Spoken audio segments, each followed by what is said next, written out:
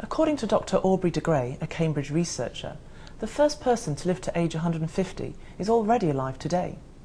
The prospect of living much longer brings new challenges, as the number of years we may spend in retirement is set to dramatically increase.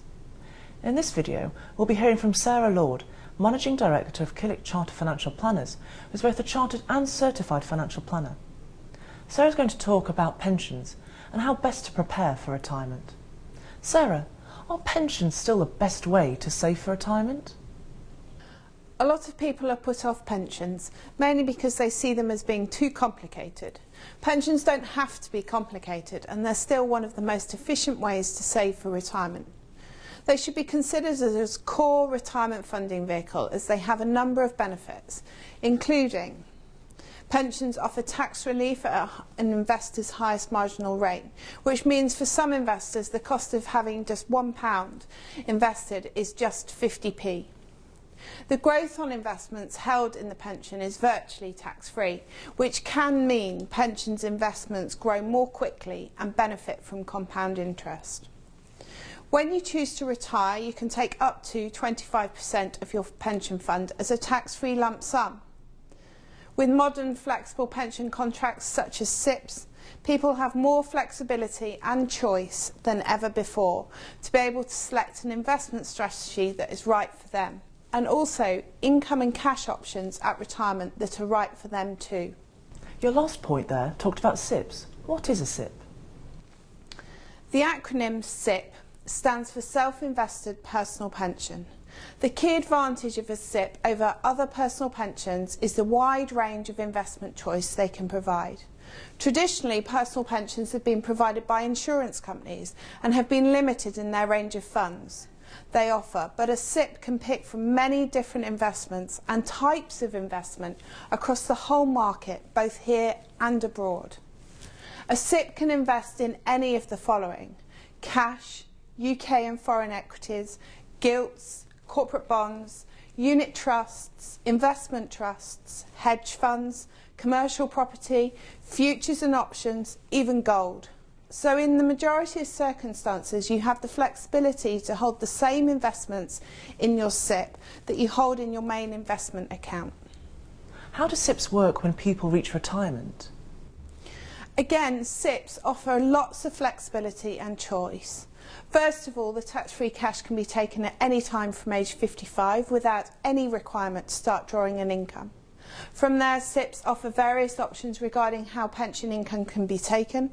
Historically, people used to buy an annuity, which was guaranteed for life, but today there's no requirement to buy an annuity, even at age 75.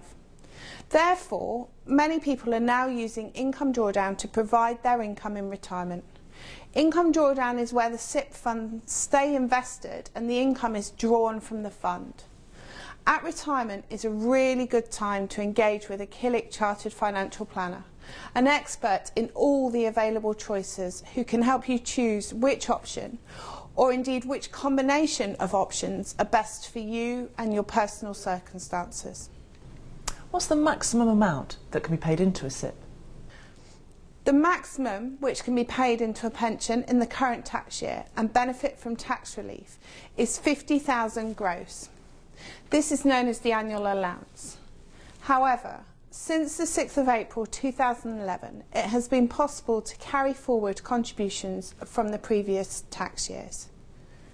The easiest way to explain this is with an example. If you paid £35,000 in tax year 2008-2009 into a pension, £60,000 in 2009-10, and then £15,000 in 2010-11, you will be able to carry forward a total of £50,000 and contribute up to £100,000 into your pension. The carry forward is made up of the extra £15,000 from 08-09 and £35,000 from 2010-11. Note that the £10,000 over the allowance in the 9-10 tax year doesn't actually count against you. Special care should be taken when calculating maximum contributions, as pension plans can have input periods that are different to the tax year. Also, it's important to note that you cannot pay a gross contribution of greater than 100% of your earned income in any one tax year. Is there a maximum amount that someone can save into a pension? The lifetime allowance is the total pension fund someone can accumulate over their lifetime. From the 6th of April 2012, the maximum that can be saved into a pension will reduce from 1.8 million to 1.5 million. If you're close to the new lifetime allowance of 1.5 million, you may wish to protect your pension benefits up to the current limit of 1.8 million by applying to the HMRC for fixed protection.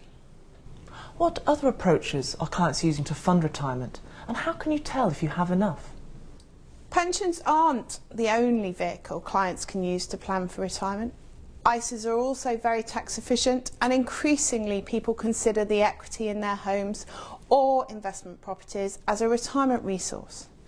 The most important thing is to ensure that you're maximising the tax reliefs and allowances available to you from the various investment wrappers that are available. I would always recommend making pension contributions to benefit from the tax relief. Also, I'm often asked, how much do I need in my pension fund to retire? There's no magic number. It varies for everybody. It depends on the lifestyle you personally want to live in retirement. The most important thing is to make sure that you plan for retirement and are saving on a regular basis. SIPPs allow individuals to take greater control of their retirement planning. They provide freedom of choice to make investment decisions and flexibility to decide how to take retirement benefits. The Killik & Co SIPP is a full SIPP, allowing you complete investment flexibility and choice, which means you're able to invest in the majority of allowable investments rather than be restricted to in-house funds. It is, put quite simply, a personal tax wrapper which sits around your investments. In this video, Sarah has talked to us about pensions and specifically SIPPs. If you want to discuss your retirement planning in more detail, please contact your broker. Or, if you're new to Killik & Co, please contact us at the details to follow.